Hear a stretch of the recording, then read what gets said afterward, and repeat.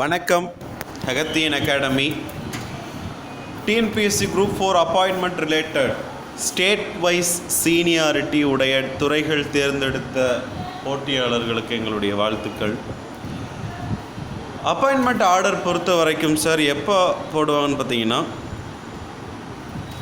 ஒரு சில துறைகள் ஆல்ரெடி அனுப்பிட்டாங்க. எக்ஸாமினேஷன்ஸ் டிபார்ட்மெண்ட், அதுக்கப்புறம் பார்த்திங்கன்னா இந்த state consumers and disputes department, இந்த மாதிரியான துறைகளுக்கு ஆர்டர் டிஸ்பேட்ச் பண்ணிட்டாங்க.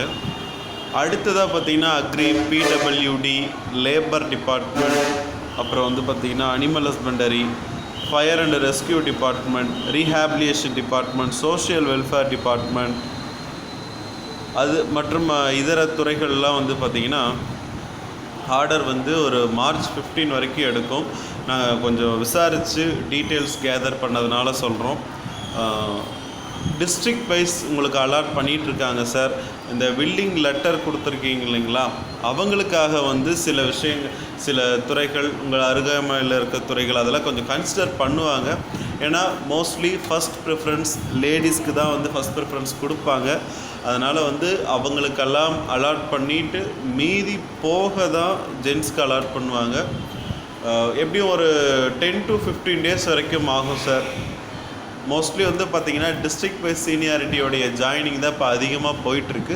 ஸ்டேட் வைஸ் சீனியாரிட்டியோடைய ஜாயினிங் இன்னும் பார்த்திங்கன்னா குறைஞ்சது இன்னும் ஒரு 5 நாளைக்கு அப்புறம் தான் இருக்கும். ஏன்னா 1ஆம் தேதி இன்னைக்கு தான் state wise seniority mostly letter dispatch பண்ணியிருக்காங்க அந்த டிபார்ட்மெண்ட்டில் இருந்து. ஸோ அவங்களுக்கான ப்ராசஸ் பார்த்திங்கன்னா 4ஆம் தேதி இல்லைனா 5ஆம் தேதியிலேருந்து தான் ஸ்டார்ட் ஆக போகுது. 15th அவங்க எல்லாருக்கும் இந்த லெட்டர் வந்துடும் சார், பயப்படாதீங்க. டிரான்ஸ்போர்ட் டிபார்ட்மெண்ட் எடுத்துருக்கிறவங்களாகட்டும், அது குறித்த மற்ற இதர துறைகள் எடுத்துருக்கிறவங்களாகட்டும் சேம். ஸோ எல்லா டிபார்ட்மெண்ட் எடுத்தவங்களுக்கும் இது சேம் தான். ஃபஸ்ட்டு எப்பவுமே டிஸ்ட்ரிக்ட் வைஸ் சீனியாரிட்டி தான் சார் அப்பாயின்மெண்ட் வரும். அதுக்கு அடுத்தது தான் ஸ்டேட் வைஸ் வரும். ஸோ பயப்படாதீங்க சார் எனக்கு மாறுமான்ட்டு. அதே போல் ஸ்டேட் வைஸ் சீனியாரிட்டிக்கு இன்னொரு கூடுதல் தகவல்கள் என்னென்னு பார்த்தீங்கன்னா, நீங்கள் ஸ்டேட் வைஸ் சீனியாரிட்டினா டிஸ்ட்ரிக்ட் உங்களுக்கு ஒரு பெனிஃபிட்னா, ஸ்டேட்டில் நீங்கள் எந்த டிஸ்ட்ரிக்ட்னாலும் அப்பாயின்ட்மெண்ட் ஆகலாம்.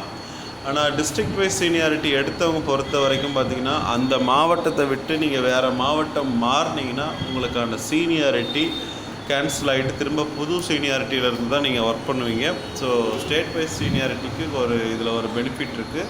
ஸ்டேட் வைஸ் சீனியாரிட்டி பொறுத்த வரைக்கும் ஒரு மாவட்டத்தில் நீங்கள் அப்பாயின்மெண்ட் ஆகிட்டிங்கன்னா அந்த மாவட்டத்துக்குள்ளே நீங்கள் எங்கேனாலும் வேலை செய்யலாம் சார்.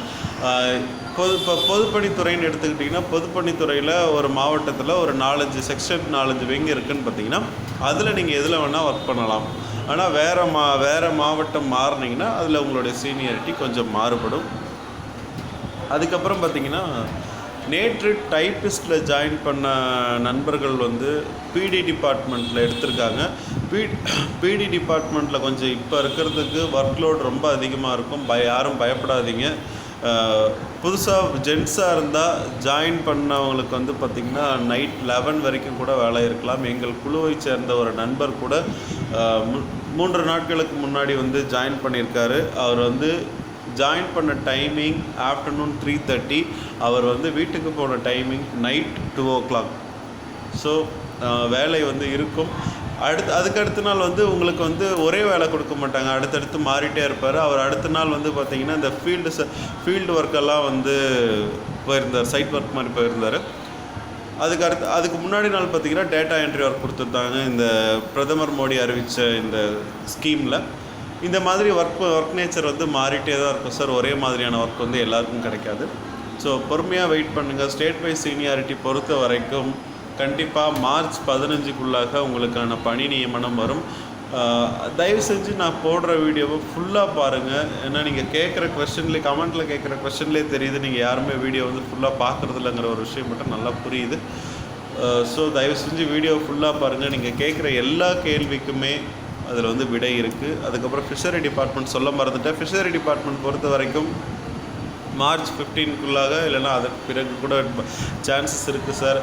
ஏன்னா வந்து டிஸ்ட்ரிக்ட் அலாட் பண்ணுறது தான் கொஞ்சம் கஷ்டமான வேலை. அதெல்லாம் அலாட் பண்ணி முடிச்சுட்டு தான் உங்களுக்கு வந்து ஆர்டர் அனுப்புவாங்க. பயப்படாதீங்க. மார்ச் 5ஆம் தேதியிலேருந்து எல்லாருக்குமே ஸ்டேட் வைஸ் சீனியாரிட்டி எடுத்தவங்களுக்கு அலாட்மெண்ட் வரும். நம்பிக்கையோடு இருங்கள். தொடர்ந்து இணைந்திருங்கள் அகத்தியனுடன். நன்றி, வணக்கம்.